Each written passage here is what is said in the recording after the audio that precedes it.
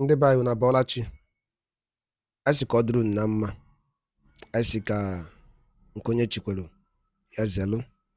Dịka o si dị, ya bụ Igbo Media ka anyị si bịa na uhuruchi nketa iwetara unu ya bụ ozi gbasata maka ihe na-eme na the Old Eastern Region.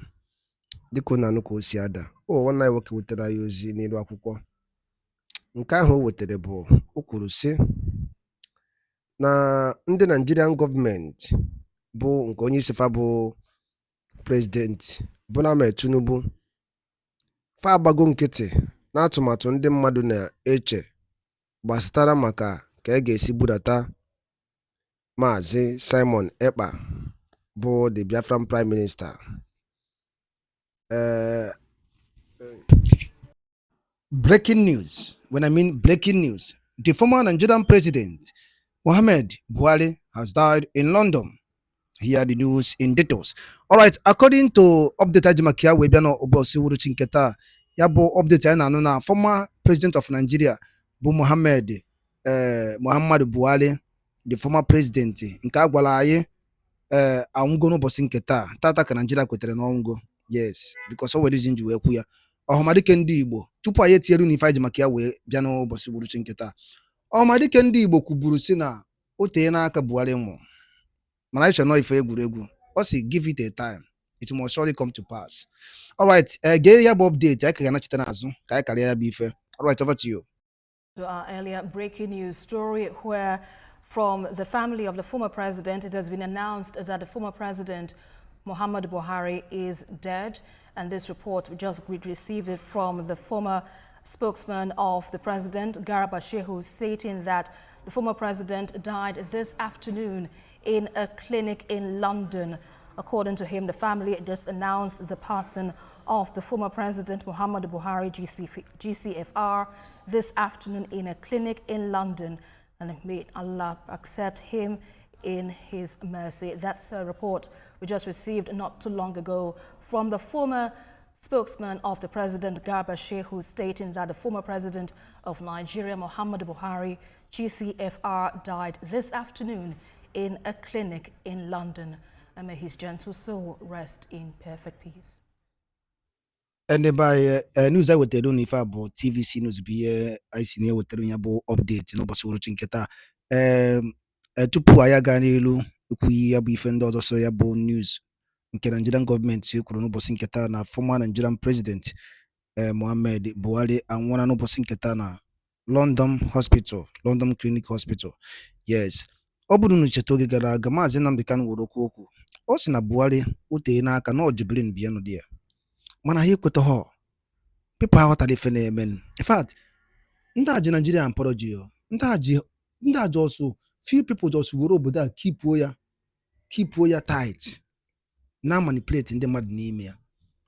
Buhari that was by since 3 years ago ka apụta kịta na-agwa anyị na Buhari anwụọla tata bụ 13th of July 2025 na Muhammad Buhari anwụọla taa. But Maazị Nnamdi Kanu said this thing omebedi 2 years or handle over from the seat. Omebero eye ụnọ kịta bụ eye ande o ji wee hand over piam onye bụ onye na-agbagbu ọsọ before, onye agwara ya na o ji okwu wee si ebe a wee jee Kebbi, na o ji okwu si ebe a nọ wee jee ebe dị otu a, onye agwara ya na-agbagbu ọsọ out of the suddenly piam agwa ya na Buhari akpa ego. Biko onye mere ife n'obodo a? Yes, o ka esi wee kwuba okwu ajụba ajụjụ. Onye ọbụla kwesịrị ije ya Maazị Nnamdi Kanu biko. I'm telling you the truth. Everybody need to apologize to Maazị Nnamdi Kanu ọhamadike ndị Igbo. Onye ọbụla nọ na Nigeria who Maazị Nnamdi Kanu a apology. You owe Maazị Nnamdi Kanu an apology. This man saw this thing years ago. This man was the first person that said, ka eme prove na ọ bụrụ na asị na okwu itie anything ọbụla bụ freedom. Gekwenụ ntị o. Maazị Nnamdi Kanu tekiri this issue na ọ bụrụ na asị bụ ife ọ na-ekwu na asị kpọta ya one-on-one interview ka anyị na Jubilee mee one-on-one interview. Nigerian government anaghị ya. o were ekwere wee bịa okay oge butere from Kenya ngwanụ I think na new case file enyere ya kwesịrị iso na ọ na-criticize Buhari but ndịka ihe adịrọ ndịka ihe they didn't put it rather than tinye treasonable felony mana itinyezi na ọ na-criticize na former president m afụrụ ya onye na-eme na anyị ife a anyị dị ka anyị na-ajụ n'ụwa ya ajụ ka anyị na-ajụ n'ụwa ya ajụ ekwe ya bụ ife ọzọ ekwe ya bụ ife anyị ka na-abịa To our earlier breaking news story where from the family of the former president, it has been announced that the former president, Muhammad Buhari, is dead. And this report, we just received it from the former spokesman of the president, Garba Shehu, stating that the former president died this afternoon in a clinic in London. According to him, the family just announced the passing of the former president, Muhammad Buhari, GCFR, this afternoon in a clinic in London. And may Allah accept him in his mercy. That's a report we just received not too long ago from the former spokesman of the president, Garba Shehu, stating that the former president of Nigeria, Muhammad Buhari, GCFR, died this afternoon in a clinic in London. And may his gentle soul rest in perfect peace. He died in London. But there was a man that was shouting this thing. But there was a man that is making the whole world to know. But everybody keeps silent. Okay, I couldn't follow something using a trend. You former Eliku about the Okibi attack office. Okay, this thing will be a game of manipulation. Ganda also why and that's why you kwe. Fast everybody okwe. And that's why you we change your fingerprint on the door. That's why you say na okay but office. How on earth will you believe that now? How could okay on up wala? Gesi we but no but again no but an office president of Nigeria number one citizen. Oga even self cable chucha okay but atali si akwụkwọ. Nda agba like police Nigeria because JJ you one of mazi nnamdi kanu mgbala. Yes.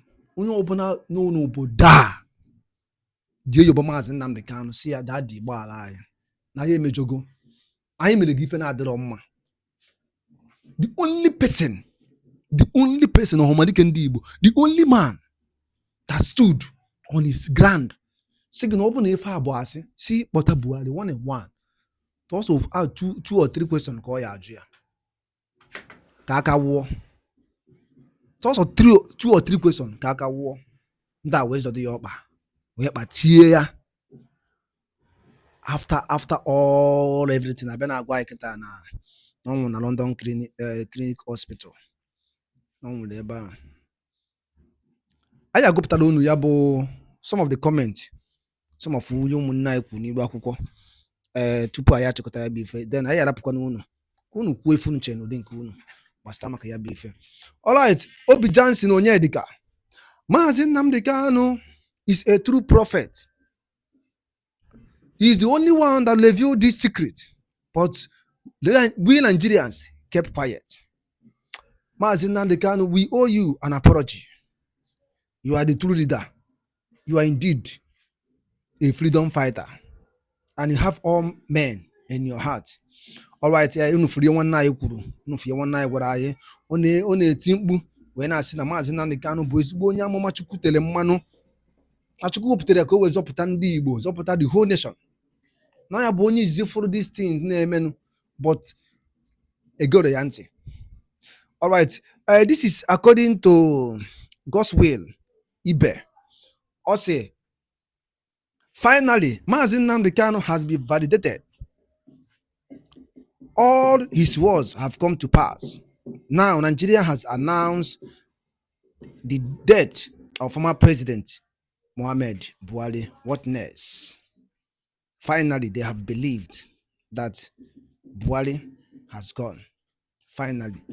All right. I got to go ofu onye tupu ayala position kunu kukwe obumnobi no basta maka yabo update.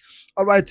If nanyi ibe sere Biafra is the only solution to the mankind. Biafra is the only solution to the mankind.